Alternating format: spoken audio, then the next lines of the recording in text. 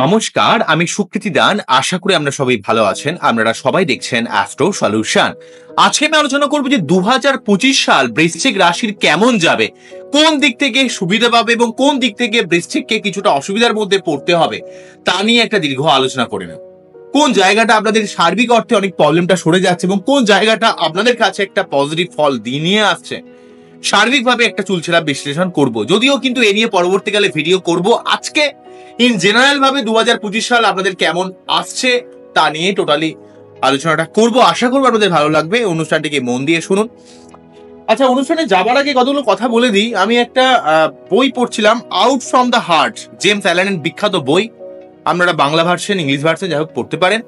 তো সেখানে একটা কথা আমার খুব ভালো লাগলো। কথাটা বলছে, মানুষের যেমন হৃদয় তার তেমনই তার লাইফ। অর্থাৎ আপনি আপনার মনকে যেভাবে গঠন করবেন, আপনার জীবন কিন্তু সেভাবেই গঠিত হবে। এই কথাটা আমার খুব ভালো লেগেছে। অর্থাৎ বৃশ্চিক কিন্তু মানুষের মধ্যে, বৃশ্চিক রাশির মানুষের মধ্যে জীবনের প্রচুর ঘাত প্রতিঘাত, প্রচুর সমস্যা কিন্তু থাকে।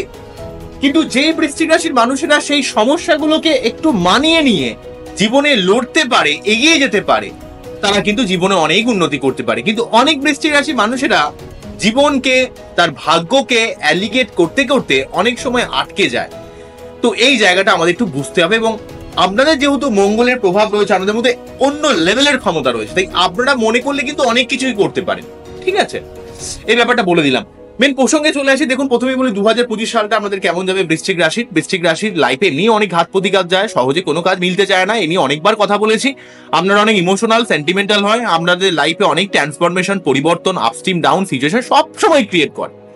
তো আপনাদের ক্ষেত্রে 2025 সালের কথা বলে 2+0+2+5 মানে করলে আসছে 9। এই 9 সংখ্যা হচ্ছে এই টোটাল 2025 সালটা যেহেতু মঙ্গলের সংখ্যা, তাই আপনাদের মধ্যে কিছু করার মতো মেন্টালিটি, নতুন কোনো সম্পত্তি ক্রয় বিক্রয় করা, বাড়ি করা, নিজের জীবনে প্রোগ্রেস করা, আপনার জীবনে দীর্ঘদিনের যে কাজগুলো না হওয়া কাজগুলো, সেগুলো কিন্তু এই সময় সম্পন্ন হবে।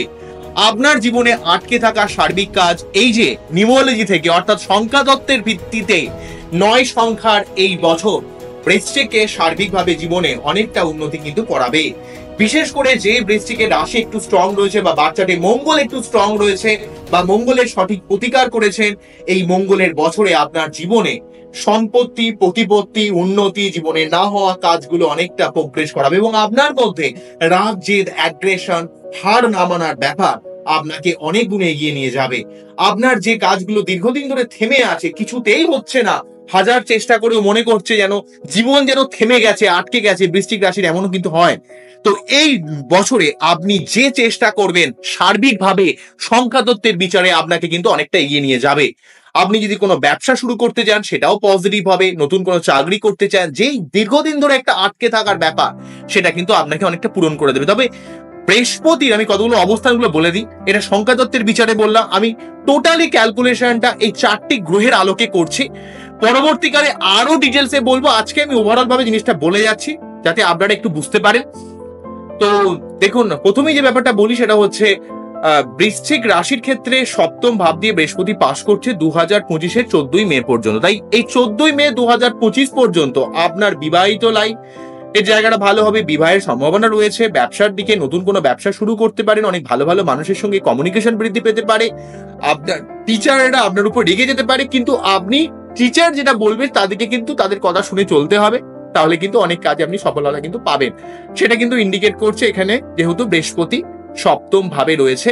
সপ্তম ভাবে প্রেম, বিবাহ, আপনার পড়াশোনা, আপনার অর্থ লাভ, আপনার জীবনের সার্বিক না হওয়া কাজটা অনেকটা এগিয়ে নেবে এবং আপনার মন মানসিকতার মধ্যে একটা পজিটিভ ব্যাপার কিন্তু তৈরি করবে। কিন্তু বৃহস্পতি আমরা দেখতে পাচ্ছি 2025 সালের 14ই মে কিন্তু রাশি পরিবর্তন করে বৃষ রাশি থেকে মিথুন রাশিতে প্রবেশ করে অষ্টম ভাবে প্রবেশ করার জন্য আপনার ফাটকা ইনকামের জন্য ভালো, আপনার উত্তরাধিকার সূত্রে সম্পত্তি পাওয়ার ক্ষেত্রে ভালো, যারা তন্ত্র মন্ত্র জ্যোতিষ অ্যাস্ট্রোলজিক্যাল ব্যাপারের সঙ্গে যুক্ত রয়েছেন তাদের ক্ষেত্রে ভালো, যারা বিদেশে রয়েছেন তাদের ক্ষেত্রে ভালো, যারা বিভিন্ন ধরনের শেয়ার মার্কেটে ইনভেস্ট করছেন তাদের ক্ষেত্রে কিন্তু বৃহস্পতি অবস্থানটা ভালো হলেও অষ্টম ভাবে বৃহস্পতিদেব কিন্তু বৃশ্চিককে 2025-এর 14ই মে পর থেকে কিছুটা পেটের সমস্যা, কিছুটা বুদ্ধি ভ্রম করা, কিছু কিছু ক্ষেত্রে একটু ভুলভাল পদক্ষেপ নেওয়ার একটা নেগেটিভ অবস্থা তৈরি করছে এবং বিশেষ করে পেট সংক্রান্ত ব্যাপারে কিছুটা ভোগান্তি তৈরি করছে। কিন্তু পেট সংক্রান্ত ব্যাপারে ভোগান্তি আনলেও আপনার দ্বিতীয় ভাবের উপর দৃষ্টি দেওয়ার জন্য আপনার অর্থ পাওয়ার ক্ষেত্রে, ব্যবসার দিক থেকে, কর্মের দিক থেকে সার্বিকভাবে কিন্তু এখানে বৃহস্পতিদেব একটা সার্বিকভাবে একটা সাহায্য করবে, আপনাকে জীবনে কিন্তু অনেকটা হেল্প করবে। এই জায়গাটা কিন্তু একটা স্ট্রংলি জায়গা বলা যেতে পারে। নেক্সট যে ব্যাপারটা বলবো সেটা হচ্ছে বৃহস্পতি এখানে অষ্টম ভাবে অবস্থান করে, যেহেতু তার প্রথম পঞ্চম দৃষ্টি আপনার দ্বাদশ ভাবের উপর গিয়ে পড়ছে, তাই আপনার সঠিক কাজে ইনভেস্টমেন্ট, আপনার ঘুমের ডিস্টারবেন্সটা কাটিয়ে দেবে, আপনার বেড প্লেজার থেকে শুরু করে আধ্যাত্মিকতা, আপনার জীবনের সার্বিক ভোগ, বিদেশ যাত্রা, এই সংক্রান্ত ব্যাপারে সার্বিক শুভত্ব ফল কিন্তু দেবেই। অন্যদিক থেকে আপনার জীবনে পারিবারিক শান্তির ব্যাপারটা কিন্তু অনেকটা বিরাজ করানোর চেষ্টা করবে। আপনাদের ফোর্থ হাউসে শনি ঢাইয়া দীর্ঘদিন ধরে চলছিল, যাদের বৃশ্চিক রাশি ছিল, ফোর্থ হাউসে শনি থাকার জন্য পরিবার কেন্দ্রিক ডিস্টারবেন্স, মায়ের শরীর খারাপ, সেই জায়গাটা চলছিল। সেখানে 2025-এর 29শে মার্চ কিন্তু শনি রাশি পরিবর্তন করে যাবে, তাই 29শে মার্চ পর্যন্ত আপনাদের কিন্তু এই পরিবার কেন্দ্রিক ব্যাপারে, মায়ের শরীর স্বাস্থ্যের ব্যাপারে, আপনার মন মানসিকতার মধ্যে একটা ডিপ্রেশন, বিষণ্ণতা, মানসিক অশান্তি, হয়তো গঠনমূলক জায়গায় অনেকটা হেল্প করছিল, এবং কর্মের যে চাপ বৃদ্ধি পাচ্ছিল সেই জায়গাটা 29শে মার্চ যখন শনি রাশি পরিবর্তন করে চতুর্থ ভাব থেকে পঞ্চম ভাবে সরে যাবে, তখন কিন্তু আপনার পরিবার কেন্দ্রিক সমস্যা, আপনার মায়ের শরীর খারাপ, আপনার মানসিক মধ্যে যে বিতৃষ্ণা তৈরি হচ্ছিল সেই জায়গাটাকে সরিয়ে দেবে, এবং কর্মের চাপ সেটাও সরে যাবে। এখানে পঞ্চম ভাবে শনি অবস্থান করে কিন্তু আপনাকে আরো বাস্তববাদী করবে, আপনাকে কিন্তু অনেক কর্মমুখী করবে, তবে আপনার রিলেশনশিপের মধ্যে একটু বেশি বাস্তববাদিতার ব্যাপার তৈরি হবে, বেশি প্রেম, রোমান্টিকতা, একটু হালকা ব্যাপারটা আপনার কমে যাবে। আপনার মধ্যে সবসময় একটু বেশি বাস্তববাদী, রিয়েলিস্টিক থিঙ্কিং ব্যাপারটা কিন্তু তৈরি করবে শনি আপনাদের পঞ্চম ভাবে অবস্থান করে, যেহেতু এই শনি চতুর্থপতি এবং তৃতীয়পতি। পঞ্চম ভাবে থেকে আপনার ব্যবসার জায়গা অনেক উন্নতি করবে, আপনার বুদ্ধিকে সঠিকভাবে খাটানোর মতো ক্ষমতা কিন্তু প্রদান করবে। এখানে এই শনিদেব, যেহেতু এই মুহূর্তে দেখতে পাচ্ছি এই শনিদেব আপনাদের রাশি বা লগ্নের এক্সপেক্টে যেহেতু এমন একটা জায়গায় বসে রয়েছে, যেটা আপনাদের ক্ষেত্রে অত্যন্ত স্ট্রংলি একটা জায়গা কিন্তু তৈরি করে দেবে শনিদেব কিন্তু পঞ্চম ভাবে অবস্থান করে। অন্যদিক থেকে রাহু আপনাদের পঞ্চম ভাবে দীর্ঘদিন ধরে অবস্থান করছিল। পঞ্চম ভাবে রাহু কিন্তু আপনার পড়াশোনার মধ্যে ফিকেল মেন্টালিটি, পড়াশোনার মধ্যে একটা অমনোযোগী ব্যাপার, আপনার সন্তান সংক্রান্ত ব্যাপারে, প্রেমের ক্ষেত্রে হাজারো বিশৃঙ্খলতা অবস্থা তৈরি করছিল। 18ই মে 2025-এ রাহু কিন্তু রাশি পরিবর্তন করে পঞ্চম ভাব থেকে, অর্থাৎ আপনাদের মীন রাশির ঘর থেকে পরবর্তী রাশি মেষ রাশিতে প্রবেশ করে যাবে। তো প্রবেশ করে যাওয়ার জন্য রাহু কিন্তু সার্বিকভাবে, আমি একটু ভুল বললাম, রাহু কিন্তু এখানে মীন রাশি থেকে রাশি পরিবর্তন করে পরবর্তী রাশি কুম্ভ রাশিতে প্রবেশ করে যাবে, মেষে নয়, কেননা এখানে কিন্তু রাহু উল্টো দিকে গোচর করে। তো এখানে রাহু কিন্তু গোচর করে যখনই এখানে কুম্ভ রাশি ঘরে প্রবেশ করবে, ফোর্থ হাউসে রাহু অবস্থান করবে, এবং সেই সঙ্গে সঙ্গে কিন্তু 11th হাউসে বলছি 10th হাউসে কিন্তু কেতু অবস্থান করবে। তাই আপনার ক্ষেত্রে আপনার একটু পরিবার কেন্দ্রিক ব্যাপারে আপনার একটু চাপ অন্যদিক থেকে তৈরি হবে। শনি কি হলো, আপনার মনের মধ্যে বিষণ্ণতা, মায়ের শরীর স্বাস্থ্য খারাপ করছিল, কিন্তু রাহু থেকে কি করবে, আপনার একটু উড়নচণ্ডী মন, অর্থাৎ একটু বাইরে ঘুরতে যাওয়া, একটু হালকাভাবে থাকা, ঠিক আছে, এই ধরনের একটা কিছুটা মেন্টালিটি কিন্তু তৈরি করবে। আপনার মধ্যে বাড়িতে এলে একটু মাঝে মাঝে অশান্তি ব্যাপারটা ক্রিয়েট করবে, তবে কর্মের জায়গায় অনেকটা চাপ কমে যাবে, কর্মের জায়গায় অনেক পরিবর্তন হবে, কর্মের জায়গায় অনেক উন্নতি হবে। যারা কর্মের মধ্যে লেগে রয়েছে তাদের ক্ষেত্রে কর্মের জায়গায় অনেক উন্নতি হবে। তবে আপনাদের ক্ষেত্রে ফোর্থ হাউসে রাহু এবং অষ্টম ভাবে বৃহস্পতিদেব, ফোর্থ হাউসে রাহু কিন্তু চলে যাচ্ছে হচ্ছে 18ই মে 2025-এ। তখন কিন্তু আপনাকে পরিবার কেন্দ্রিক ব্যাপারে একটু অন্য লেভেলের সাবধানতা অবলম্বন করতে হবে, কোনো গোপন শত্রুতার থেকে সাবধান হতে হবে, বা বাড়িতে একটু আপনাদেরকে সত্যনারায়ণ পুজো দিতে হবে। 2025-এর 18ই মে এর পরবর্তী সময় থেকে যখন রাহু কিন্তু প্রবেশ করে যাবে ফোর্থ হাউসে, তখন কিন্তু আপনাকে একটু বাড়ির বাস্তুর জায়গাটাকে একটু বুঝে নিতে হবে, ঠিক করতে হবে। তবে বৃহস্পতিদেব কিন্তু আমি দেখতে পাচ্ছি 14ই মে রাশি পরিবর্তন করে ফাটকা ইনকামের জন্য ভালো, বিদেশ যাত্রার জন্য ভালো, অর্থ সেভিংস এর জন্য ভালো, কিন্তু কিছুটা পেটের সমস্যা, কিছুটা দুমদাম চিন্তা ভাবনার একটা ব্যাপার তৈরি করবে, একটু বুদ্ধি ভ্রম তৈরি করবে, এই ব্যাপারে সাবধান হতে হবে।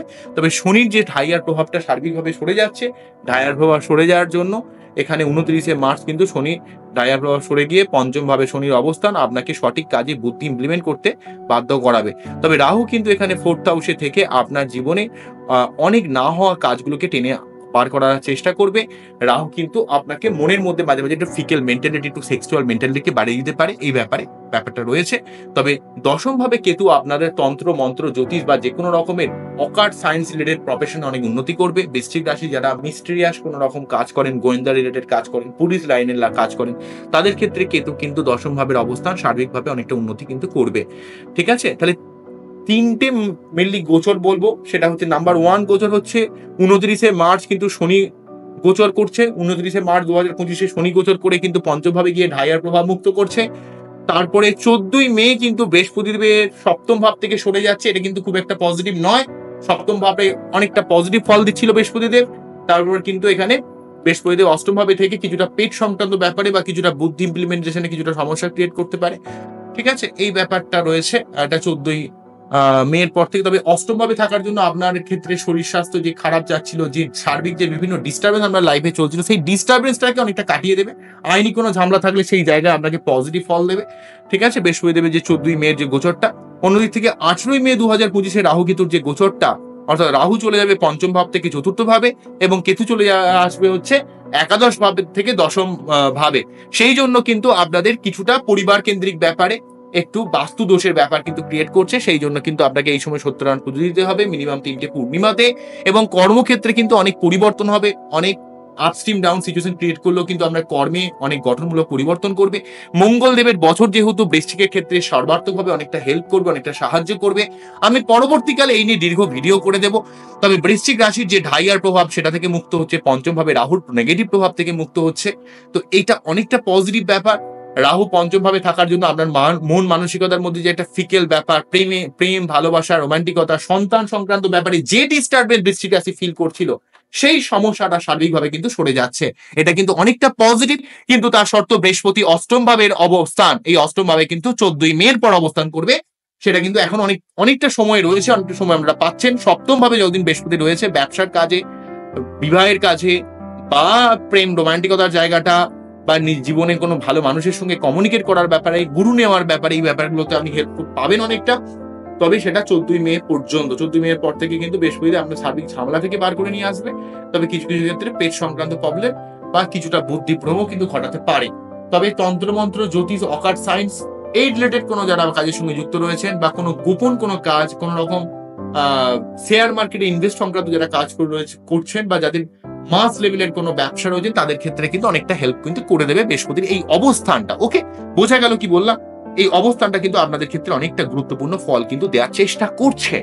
অন্য দিক থেকে কিন্তু আমি দেখতে পাচ্ছি যে রাহু কেতু কিন্তু 18 মে রাশি পরিবর্তন করে পঞ্চম ভাবে যে প্রেম, সন্তান, রোমান্টিকতার মধ্যে যে একটা বিচ্ছিন্ন অবস্থা তৈরি করছিল, সেটা সরে যাবে। তবে 4th হাউসে থেকে কিন্তু কিছুটা মাইন্ডের মধ্যে একটু সেক্সুয়াল মেন্টালিটি বা পরিবার কেন্দ্রিক একটু বাস্তু দোষ তৈরি করছে, সেই ব্যাপারে একটু সাবধান হতে হবে। তো এই হলো ব্যাপার। আপনারা বৃশ্চিক রাশি বা লগ্নের মানুষের যারা আমার এই ভিডিওটা দেখছেন, এই 2025 সালে যেহেতু 9 সংখ্যার মাস, অর্থাৎ 9 সংখ্যার বছর, সেহেতু মঙ্গলের একটা প্রভাব থাকবে। আপনারা সর্বাত্মকভাবে কিছুটা আপস্ট্রিম ডাউন সিচুয়েশন আপনার লাইফে সবসময় চলে, তার সত্ত্বেও কিন্তু আপনারা এই সময়টাকে কাজে লাগাবেন। তবে বৃহস্পতি সপ্তম ভাবে সময়টাকে এখন থেকে কাজে লাগানোর চেষ্টা করুন এবং সার্বিকভাবে এই বছরটাও 2025 সালটা কিন্তু বৃশ্চিকের ক্ষেত্রে অনেকটা অনুকূল হবে। কেননা এই যে 2024 সালে বৃশ্চিক রাশির যদিও বৃহস্পতি কিন্তু সপ্তম ভাবে ছিল, তার সত্ত্বেও কিন্তু সংখ্যা তত্ত্বের বিচারে খুব একটা শুভ ছিল না। কারণ বৃশ্চিক রাশির লাইফে সবসময় যে সবকিছু শুভত্ব পায় তা নয়, কিছুটা নেগেটিভ অবস্থান থাকে। তো এই নেগেটিভ অবস্থানটা তাকে কিছুটা ডিস্টারবেন্সের মধ্যে ফেলে রেখেছে। তো বুঝতে পারছেন আশা করি। তো আমি পরবর্তীকালে আরো ডিটেলসে এই জিনিসগুলোকে পাই টু পাই নিয়ে আলোচনা করব। আজকে বৃহৎ ভিডিও করছি না, ওভারঅল জিনিসটাকে একটু আপনাদের নক করে যাচ্ছি, বোঝানোর চেষ্টা করছি। আমার এই অনুষ্ঠানটিকে আপনাদের কতটা ভালো লাগলো সেটা কিন্তু অবশ্যই কমেন্ট সেকশনে জানাবেন।